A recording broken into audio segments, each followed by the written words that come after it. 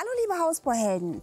Abriss und Neubau ist ein ganz großes Thema für Familien, die gerne im Bestand und nicht in einem Neubaugebiet wohnen wollen oder die einfach kein Grundstück gefunden haben. Wir zeigen euch heute ein Kundenhaus von Schwörerhaus, wo die Baufamilie nicht nur ein enges Bestandsgrundstück perfekt ausgenutzt hat, sondern sogar es noch geschafft hat, hier ein Haus mit Pool zu bauen. Was es dabei alles zu beachten gab und wie das alles aussieht, schauen wir uns heute zusammen an.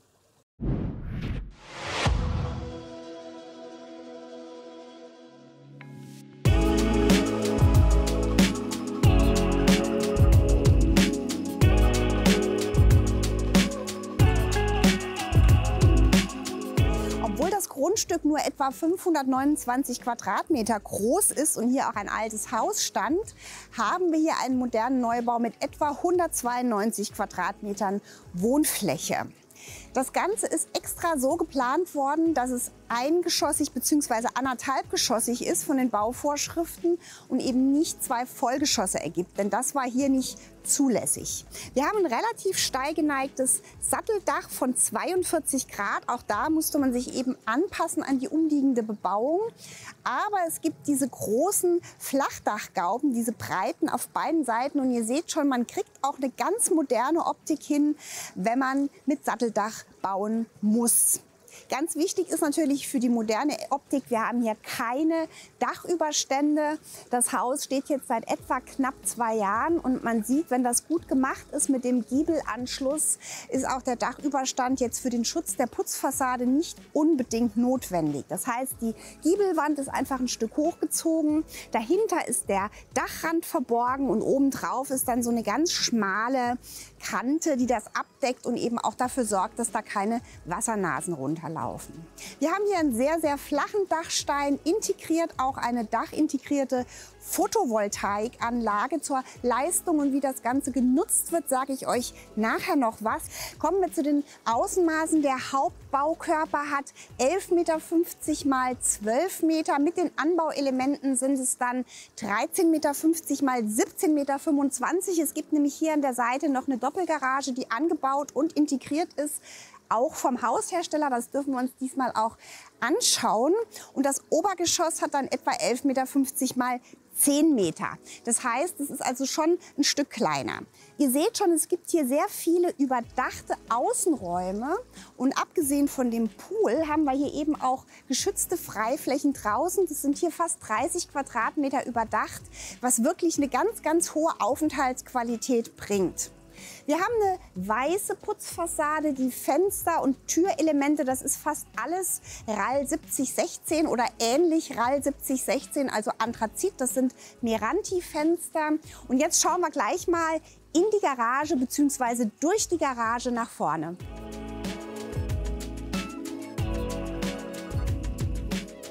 Es ist natürlich super praktisch, wenn ihr vom Garten durch die Garage eine Durchgangsmöglichkeit nach draußen und auch hier ins Haus habt. Das ist kein Problem, wenn das Ganze vom Hersteller aus einer Hand mitkommt. Das heißt, auch die Garage ist eine Holzkonstruktion. Ihr könnt es hier sehen. Es sind etwa 36 Quadratmeter Fläche. Und dadurch, dass man jetzt hier keine Dämmung in der Außenwand braucht, weil es kein beheizter Raum ist, kann man eben zwischen den tragenden Ständern den Raum schon für Regale nutzen. Das Ganze ist weiß gestrichen. Dadurch wirkt es optisch noch größer. Und die Baufamilie hängt sogar hier oben in die offene Decke noch ihre Sachen, kriegt hier wahnsinnig viel unter, spart sich einen ganzen Kellerraum, obwohl das Haus auch mit einem Keller des Hausherstellers ausgestattet ist. Wir sind jetzt auf der Vorderseite angekommen. Vielleicht noch ein Wort zur Fassadengliederung und Proportion. Ich habe ja schon gesagt, das Erdgeschoss ist um 12,5 cm erhöht. Das heißt, da ist man bei der Fensterplatzierung auch etwas flexibler. Dann haben wir hier einen Kniestock von etwa 1,5 Meter. Und von der Proportion ist es tatsächlich oft viel schöner, so ein Haus mit Kniestock und Satteldach, als wenn man wirklich die Zweigeschossigkeit hat. Und das ist wirklich eine Sache, was ich auch hier sehr gelungen finde.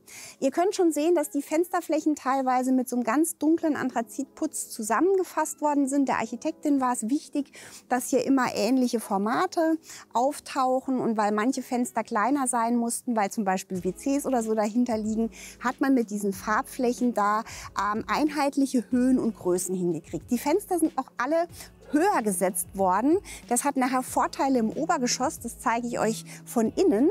Aber jetzt schauen wir uns mal diesen überdachten Eingangsbereich an. Es ist nämlich einfach super praktisch, wenn man da trockenen Fußes reinkommt. Das sind etwa 2 mal 4 Meter, dieser überdachte Bereich. Und ihr seht, hier gibt es 2 Türen. Einmal in die Einliegerwohnung, die auch als Büro genutzt wird, und einmal ins Haupthaus. Wir haben hier eine weiße Putzfassade auf einer Holzverbundkonstruktion. Und ihr seht jetzt, das ist bei diesem Hersteller ja oft so, dass man auch eine Fuge hat. Hier ist es in einem verputzt. Das geht also auch. Der Vorteil von dieser Qualitätsfuge ist, dass man es tatsächlich in jeder Jahreszeit ganz schnell aufbauen kann, im Werk verputzt. Man hat also eine hohe gleichbleibende Qualität und die Standzeit des Gerüsts ist viel kürzer.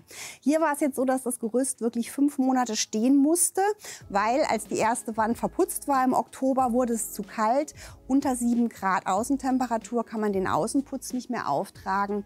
Und das sind eben so Dinge, die man einfach wissen muss, wenn man sich für eine bestimmte Optik entscheidet. Und jetzt schauen wir mal ins Haupthaus.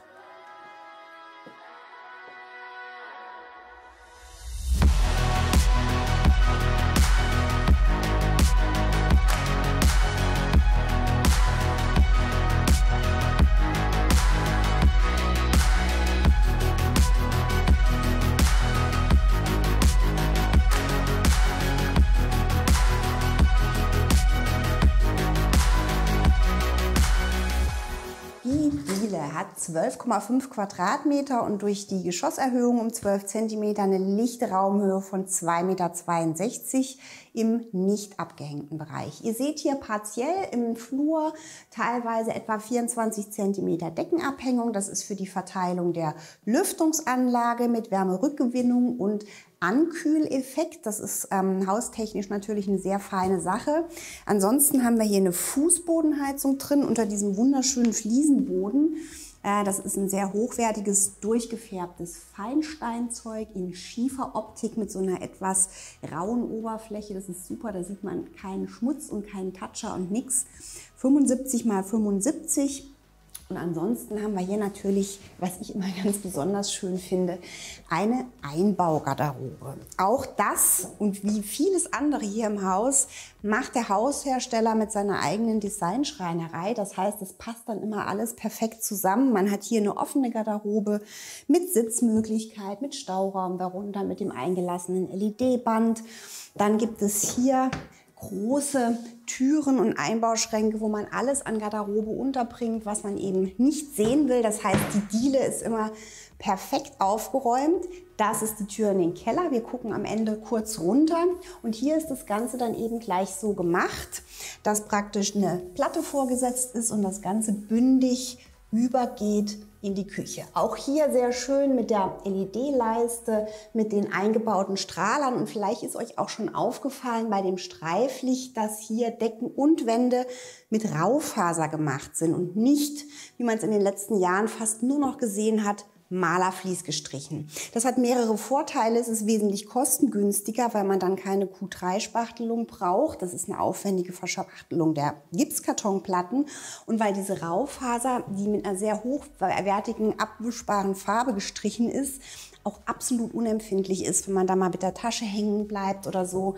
Man kann das einfach abwaschen und ich persönlich finde, es ist auch schön, mal wieder Raufaser zu sehen. Und jetzt sind wir schon auf der Schwelle zum großen Wohn-Ess-Kochbereich.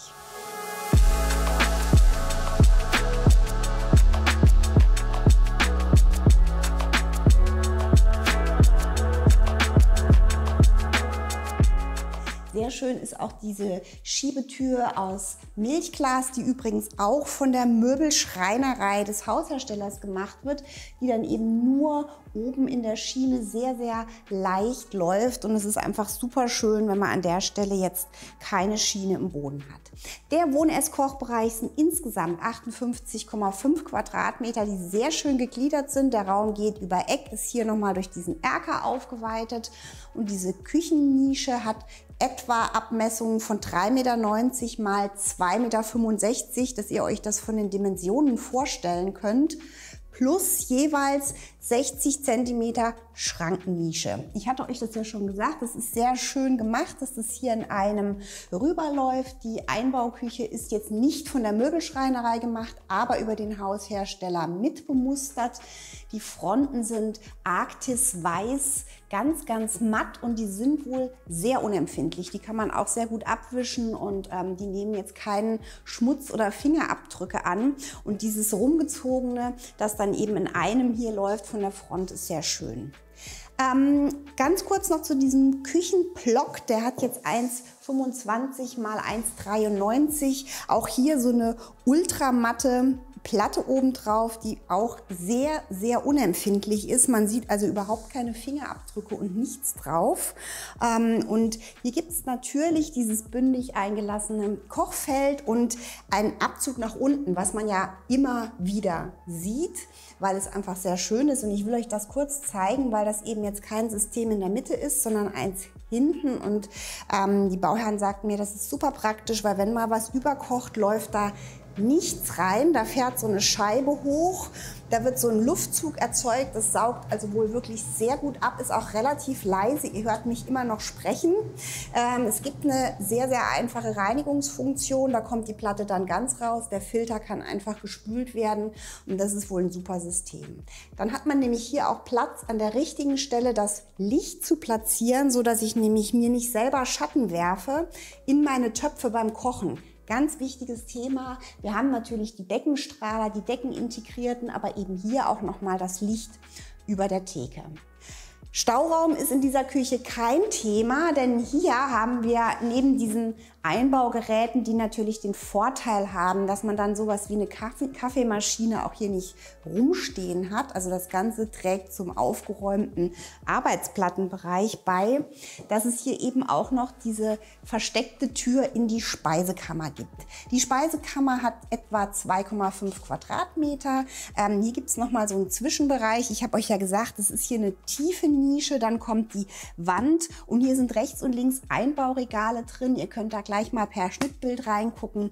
Das Ganze ist natürlich mit Bewegungsmelder, das Licht, damit man, wenn man mit vollen Händen da reingeht, da nicht im Dunkeln steht, sondern automatisch das Licht angeht. Und auch hier ist eben rundrum mit Stauraum alles versorgt. Der Bauherr ist groß, der kommt da tatsächlich dran, ich jetzt nicht, aber es ist wirklich total praktisch, auch mit diesem zurückspringenden Bereich, dass man sich eben hier nirgends den Kopf stößt, mit dieser Griffleiste dahinter beziehungsweise dem LED-Licht, das hier die Arbeitsplatte perfekt beleuchtet. Auf jeder Seite gibt es Steckdosen. Wir haben auch hier von der anderen Seite nochmal 2 Steckdosen direkt unterm Herd. Das ist wirklich super praktisch, wenn man den kurzen Weg hat, wenn man mal was pürieren will, ohne dass das Kabel irgendwo drüber zieht. Das finde ich wirklich gut gemacht und es ist eben besser als diese Steckdosen, die flach in der Arbeitsplatte sind, weil auch da kann einem natürlich was reinlaufen.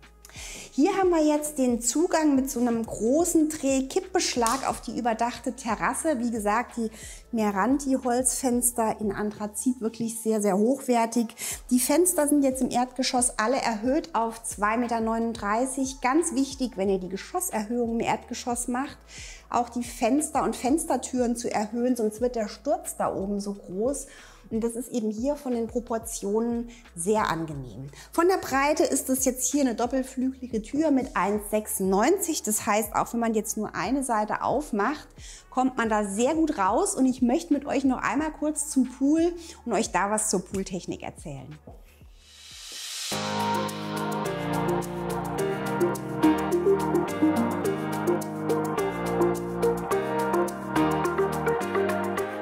Der Pool auf der Terrasse ist von der Größe 3 mal 7 Meter. Das ist ein Kunststoffpool von einem regionalen Hersteller. Und das ganz Wichtige ist bei so einem Pool, dass man die Erdarbeiten dafür bei so einem eng bebauten Grundstück natürlich am Anfang gleich mitmachen muss, weil hier kommt man natürlich nachher nicht mehr dran. Und die Pooltechnik muss irgendwo untergebracht werden. Das ist jetzt hier unter dem bekiesten Feld nochmal 2 mal 3 Meter. Das ist so eine Box, wo man dann eben von oben auch reingucken bzw. reinsteigen kann. Da ist die ganze Pooltechnik drin. Das Ganze ist so ein Salzwasserpool, der per Elektrolyse desinfiziert wird. Hier ist dann das Ausgleichsbecken. Und das hier ist eine Solardusche. Das heißt, hier wird das Wasser drin gesammelt. Wenn da die Sonne drauf knallt, sagte mir der Bauherr, wird es so heiß, dass man da wirklich beim Duschen sogar aufpassen muss. Und dann kann man hier draußen auch mit warmem Wasser duschen, obwohl die jetzt nur ans Kaltwasser angeschlossen ist. Ein Thema noch, wenn ihr so ein eingewachsenes altes Grundstück kauft, hier standen ganz, ganz viele alte Bäume drauf, der Garten war total verwildert, dass man früh genug einplant, dass man Genehmigungen fürs Roden des Grundstücks braucht. Das darf man eben auch nur zu bestimmten Jahreszeiten machen und das kann den Bauplan oder den Zeitenplan ganz schön durcheinander bringen. Auch die Entsorgung von irgendwelchen Restmaterialien ist je nach Bundesland ein komplexes Thema. Auch dazu müsst ihr euch auf jeden Fall informieren, wenn ihr Abriss und Neubau in einem bestehenden Baugebiet plant. Und jetzt schauen wir uns den Wohnbereich an. Wenn wir jetzt hier wieder reinkommen, seht ihr bei so einem Drehkippbeschlag, wenn man das jetzt nicht extra bestellt, hat man da natürlich eine kleine Schwelle. Anders ist es beim Hebeschiebeelement. Das schauen wir uns jetzt hier an. Erstmal kurz was zum Bodenbelag. Ein sehr, sehr schönes Eicheparkett. Einstab. Die Diele ist 19 cm breit. Sehr breit also. Und es ist tatsächlich Mattlack oder Ultramattlack gebürstet von der Oberfläche. Das fühlt sich sehr, sehr gut an und ist wohl auch sehr widerstandsfähig. Dieser Erker hat jetzt etwa innen eine lichte Breite von 4,20 Meter und springt 1,50 Meter vor. Das heißt, es ist wirklich von der Größe auch so, dass da dieser Tisch wunderbar reinpasst. Das ist also eine sinnvolle Größe ist für einen Erker. Wir haben jetzt hier rechts und links eine Festverglasung drin, die ist 90 cm breit. Wie gesagt, Höhe war ja überall 2,39 Meter im Erdgeschoss bei diesen Elementen. Hier hinter mir ist jetzt die große Hebeschiebetür raus auf den Wohnbereich der Terrasse. Die ist 3 Meter breit, das heißt der Öffnungsflügel ist dann 1,50 und da kommt man dann eben auch schwellenfrei nach draußen. Hier übers Eck, so ein bisschen gegliedert, liegt dann der Wohnbereich. Da ist jetzt überhaupt keine Austrittsmöglichkeit mehr nach draußen, braucht man an der Stelle auch nicht. Das macht es natürlich gleich viel, viel günstiger und auch viel geradliniger, weil man eben einfach nur eine große Festverglasung auf jeder Seite hat. Die sind 2,42 Meter breit und da kommt einfach sehr, sehr viel Tageslicht rein, sodass das eben mit diesen dunkel kontrastierten Möbeln auch ganz, ganz gut funktioniert. Was Besonderes sehen wir hier an der Rückwand, nämlich auch das ist ein Einbauelement der Möbelschreinerei, diese vorgesetzte Wand. Da ist dann hier eingelassen im Regal, wo die ganzen Kabeltechniken und so weiter drin sind. Also alles, was man hier für Sound und Bild braucht. Und was ich besonders schön finde, dass man hier hinten nochmal Schränke hat. Push to Open, wo dann eben Gläser und alles drin verschwinden. Unten auch Schubladen, das heißt, man hat eben auch das Wohnzimmer aufgeräumt, ohne die ja oft doch eher etwas hässliche Wohnzimmerschrankwand. Hier gibt es dann auch noch mal eine kleine Nische, wo Boxen und sowas verschwinden können.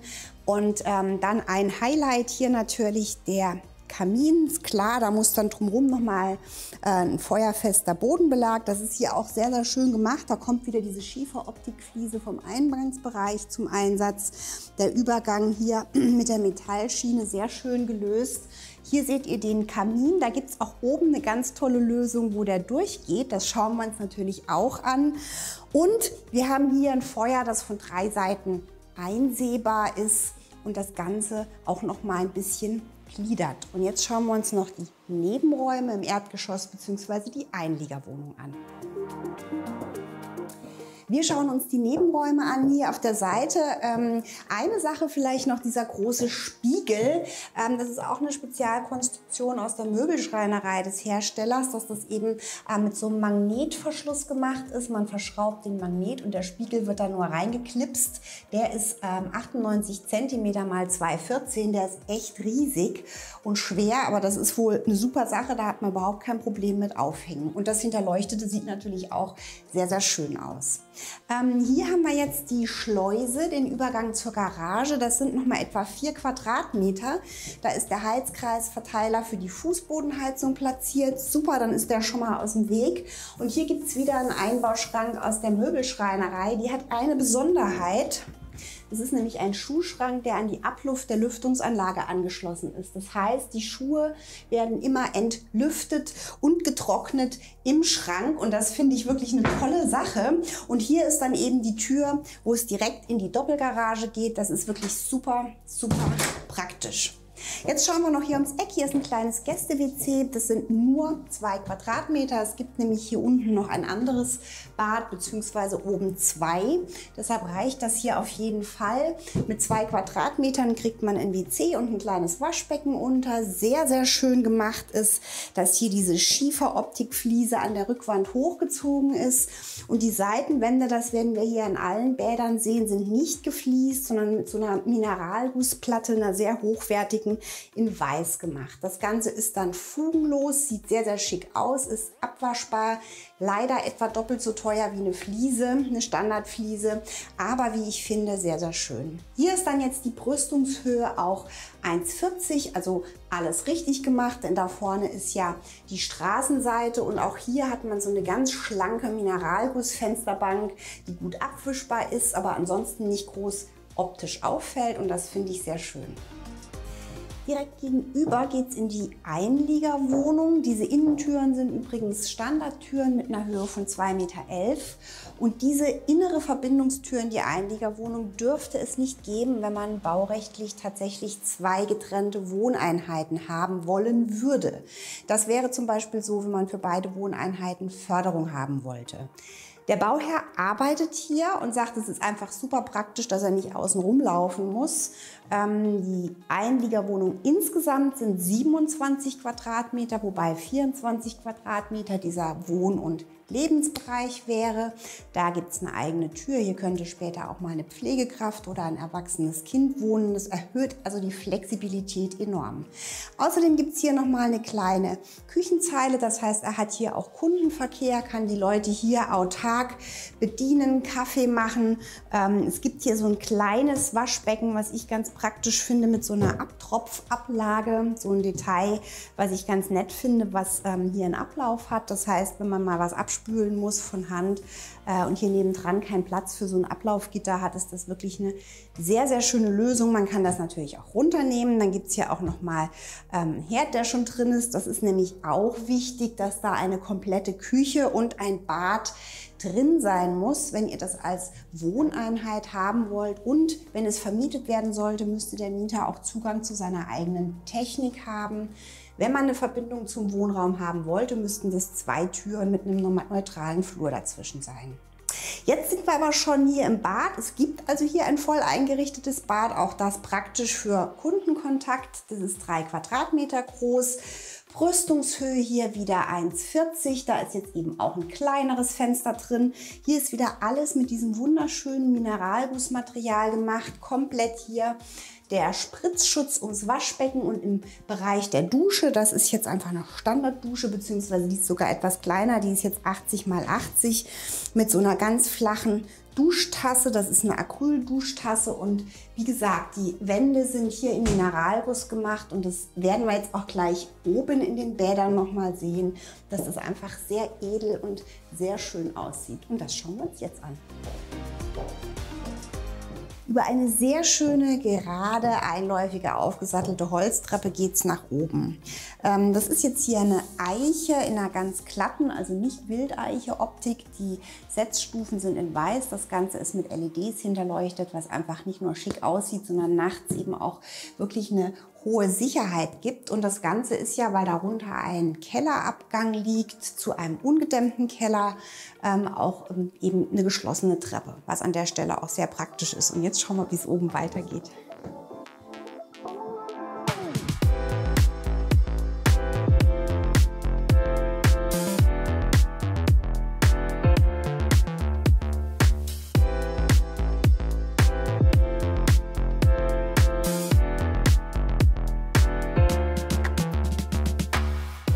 Der Flur hier oben ist etwa 10 Quadratmeter groß. Lichte Raumhöhe haben wir jetzt hier im Obergeschoss etwa 2,46 Meter.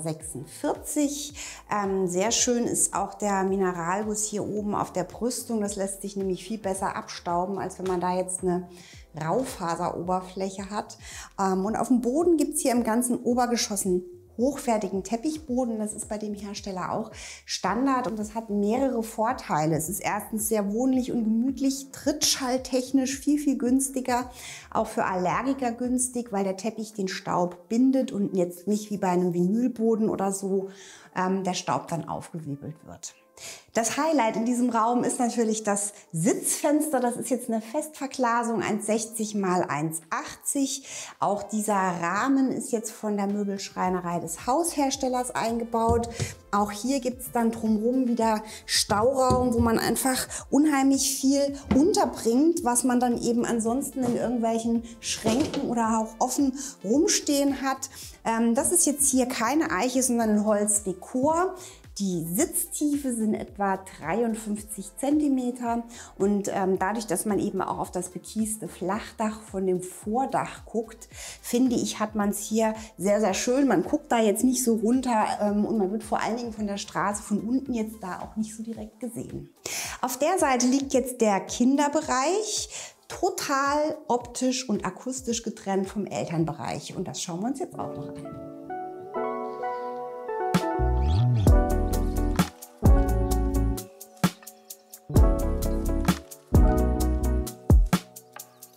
Kinderzimmer sind beide etwa 19 Quadratmeter groß, gleich geschnitten und, das hat mir die Architektin gesagt, konsequent von zwei Seiten belichtet, was unheimlich viel Lebensqualität bringt. Toll ist natürlich, dass man hier durch die große Flachdachgaube dann eben auch richtige Fenster hier reinbringt. Ihr seht, der Kniestock von 1,5 Meter ist wunderbar, stört bei der Möblierung fürs Obergeschoss überhaupt nicht. Die Kinder finden das total gemütlich, unter der Dachschräge zu schlafen. Und wir haben hier oben keine bodentiefen Fenster. Die Architektin sagte mir nochmal, durch liegende Formate in der gleichen Größe bekommt man doppelt so viel Tageslicht rein und es ist viel praktischer von der Möblierbarkeit. Wenn man jetzt hier bodentiefe Elemente hat, braucht man wieder eine Absturzsicherung, man hat wieder das Sichtschutzproblem, man kann da nicht möblieren. Und diese Fenster sind jetzt 1,36 von der lichten Höhe mal etwa 1,60 und da kommt wirklich wahnsinnig viel Tageslicht rein.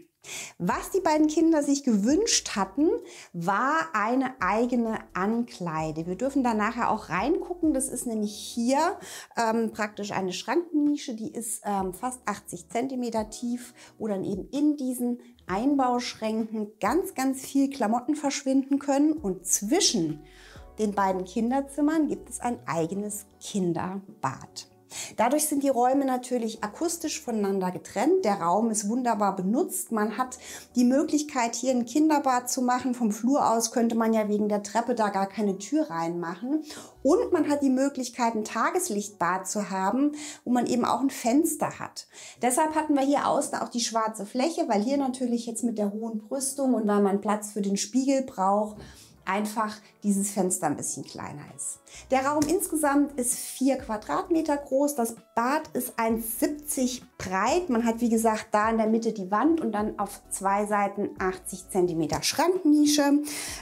Hier ist jetzt mal so eine Standard-Duschtasse drin. Die ist jetzt sogar nur 80 x 80, aber für junge Menschen auf jeden Fall gut zu nutzen. Und auch hier wieder komplett die Auskleidung in Mineralguss mit diesen abgerundeten Kanten und der Hinterleuchtung, was ich einfach wirklich sehr schön finde.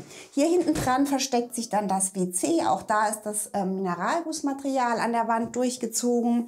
Hier ist es eben auch komplett. Diesen Spiegel kann man jetzt nicht aufmachen, weil es die Außenwand ist. Ansonsten zeige ich euch nachher noch Spiegelschränke, die eben auch vom Haushersteller in die Wand eingebaut werden. Wenn ihr euch jetzt fragt, was das da oben ist, das sieht man in den Bädern an manchen Stellen. Das ist so ein Infrarotheizstrahler, den bräuchte man hier eigentlich nicht. Das Haus ist so hoch gedämmt, dass die Fußbodenheizung im Winter halt oft sich gar nicht wirklich warm anfühlt. Und weil viele Leute im Bad, wenn sie nass aus der Dusche kommen, dieses Warmgefühl haben wollen, gibt es hier aus reinen Komfortgründen dieses Element. Das strahlt von oben, dadurch wird der Fußboden warm und diese Strahlungswärme ist eben total angenehm, wenn man dann hier steht und nass aus der Dusche kommt. Und dann gibt es eben hier den Durchgang ins zweite Kinderzimmer bzw. den Zugang vom zweiten Kinderzimmer und da schauen wir jetzt auch noch rein. Das zweite Kinderzimmer ist praktisch genauso geschnitten. Man sieht gerade, wie wunderschön das mit dem Tageslicht ist. Wir haben hier übrigens auch im Obergeschoss Lamellenjalousien, weil man die eben zur Verschattung auch runterlassen und trotzdem noch rausgucken kann. Das Zimmer ist rechnerisch ein bisschen kleiner, weil hier dürfen wir jetzt diese Schranknische mal aufmachen. Sehen wir, kommt der Kamin von unten hoch. Das ist jetzt super perfekt in diesem Einbauschrank verpackt. Hier mit dem entsprechenden Abstand, mit dem brandtechnisch notwendigen Sicherheitsabstand, die Verkleidung davor gesetzt, die auch hinterlüftet ist, dass da also praktisch Luft rein und raus kann, dass es da keinen Hitzestau gibt und es ist einfach eine wunderbare Lösung, diesen Kamin im Obergeschoss zu verstecken, sodass der überhaupt nicht stört. Und hier kommen wir jetzt wieder raus auf den Flur. Und weil es den Bauherren wichtig war, dass die beiden Bereiche akustisch wirklich komplett voneinander getrennt sind, gibt es hier nochmal ein kleines Bügelzimmer, also ein Hauswirtschaftsraum mit 4,4 Quadratmetern. Auch hier Einbauschränke vom Haushersteller, wo man ganz viel unterbekommt. Ein natürliches Tageslicht durchs Fenster und ihr seht, hier unten ist dann der Heizkreisverteiler platziert, was eben auch einfach super praktisch ist, das in so einem Raum zu haben. Das stört da weder optisch noch akustisch. Und jetzt schauen wir uns den auf dieser Seite gelegenen Elternbereich mit Schlafzimmer, Ankleide und Badezimmer en Suite an.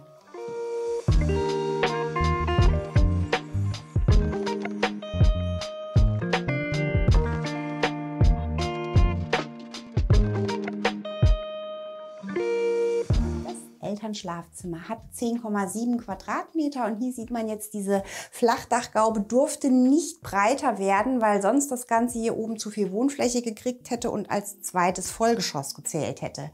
Aber ich finde, das ist so perfekt. Das Zimmer hat auch von zwei Seiten Tageslicht. Hier ist nochmal eine 74er Fensterlösung drin. Hier kann ich euch auch mal zeigen, dass eben alles mit den elektrischen Lamellenjalousien ausgestattet ist, die dann per Knopfdruck runterfahren. Die ist zwar nicht komplett verdunkeln, aber eben Sicht- und Sonnenschutz bieten und eine sehr, sehr gemütliche Atmosphäre hier oben schaffen. Offen weiter geht es jetzt hier in die 6,4 Quadratmeter große Ankleide, die aus meiner Sicht wirklich perfekt geschnitten und ausgenutzt ist. Einmal gibt es hier eine Schranknische mit einem Spiegel, sodass man das also auch in der Ankleide untergebracht hat mit Einbauschränken. Und dann gibt es hier rechts und links mal die Einbauschränke. Ihr ahnt es schon, auch wieder von der Möbelschreinerei des Hausherstellers. Hier die 40 cm tiefen Schränke, da sagte mir der Bauherr, ist perfekt, um gefaltete Pullis und T-Shirts reinzulegen von der Tiefe. Und auf der anderen Seite die 60 cm, die man braucht, um eben Bügel so rechtwinklig da aufhängen zu können. Sehr, sehr schön ist, dass es hier auch Tageslicht gibt, dass es da den Blick auf das extensiv begrünte Garagendach gibt. Und hier oben ist auch noch die Bodenklappe zum Spitzboden untergebracht. Die passt hier genau rein, sodass das auch nirgendwo ist, wo es einen stört. Und hier hinter mir geht es jetzt ins Elternbad und da schauen wir jetzt auch noch rein.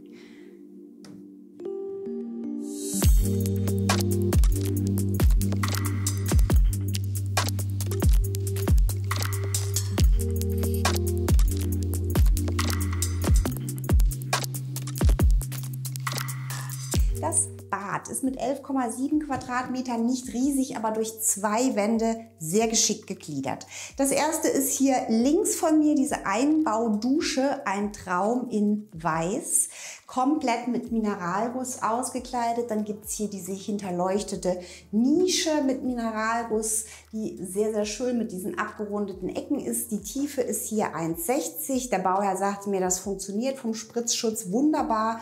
Ohne Vorhang, ohne Glasscheibe, ohne bewegliche Elemente mit irgendwelchen blöden Fugen. Und hier ist wirklich also alles aus einem Guss. Dann haben wir hier um die Ecke, könnt ihr sehen, sogar die Fußleisten in Mineralguss gemacht. Auch das finde ich sehr, sehr schön. Hier gibt es nochmal einen elektrischen Handtuchheizkörper. Und hier haben wir jetzt ein Fenster, das 1,10 x 1,36 ist. Ihr erinnert euch ja, das war die Sache mit der Höhe, wo man eben viel Licht reinkriegt. Und die Badewanne, sagte der Bauherr, man braucht sie nicht so oft, aber wenn, hat man sie gerne in der gemütlichen Nische stehen. Deshalb ist die aufgeräumt unter die Dachschräge und ist eben so weit nach vorne gesetzt, dass man sich auch beim Aufstehen nicht den Kopf stößt. Das ist eine Einbauwanne, die ist Standard bei dem Haushersteller mit 75 mal 1,70 und wie gesagt dann da hinten sehr schön der Anschluss gemacht, dass das eben bündig geht mit der Ablagefläche, auch wieder in dem weißen Mineralguss. Diese Wand ist dann etwa 1,10 tief und dahinter ist dann praktischerweise die Nische fürs WC. Hier hat man jetzt den Vorteil, dass man die ganzen Installationen eben hier drin laufen lassen kann. Das heißt, man hat jetzt nicht irgendwo nochmal so eine Vorwandinstallation vorspringen, was ich sehr nett finde. Und hier ist jetzt das Fenster 90 cm breit, dadurch, dass man davor das bekieste Flachdach hat und hier die 80 cm Brüstung, ist das sichtschutztechnisch überhaupt kein Problem.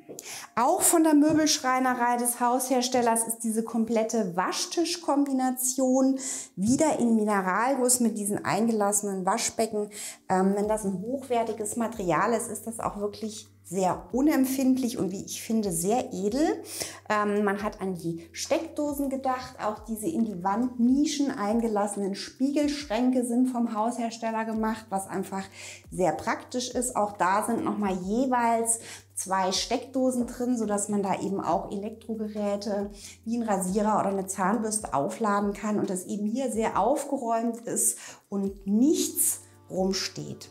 Und ihr ahnt es schon, es gibt noch mal eine Tür zum Treppenhaus und jetzt zeige ich euch noch ganz kurz einen Teil des Kellers.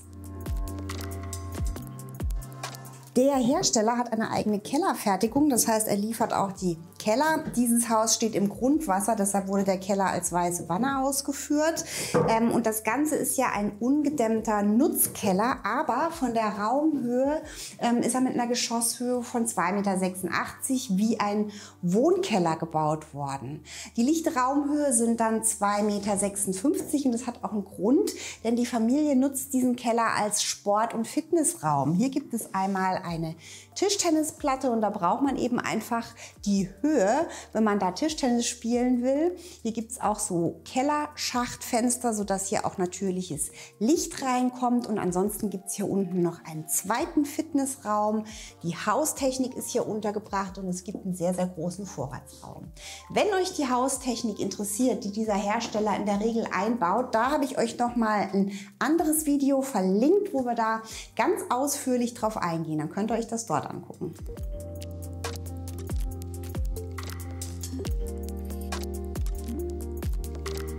Jetzt haben wir alle Räume in diesem Kundenhaus mit Pool und Einliegerwohnung gesehen. Wie immer verlinke ich euch die Grundrisse unten in der Videobeschreibung. Und wenn ihr nochmal die Haustechnik anschauen wollt, die dieser Hersteller in der Regel verbaut, habe ich euch hier auch nochmal ein Video verlinkt.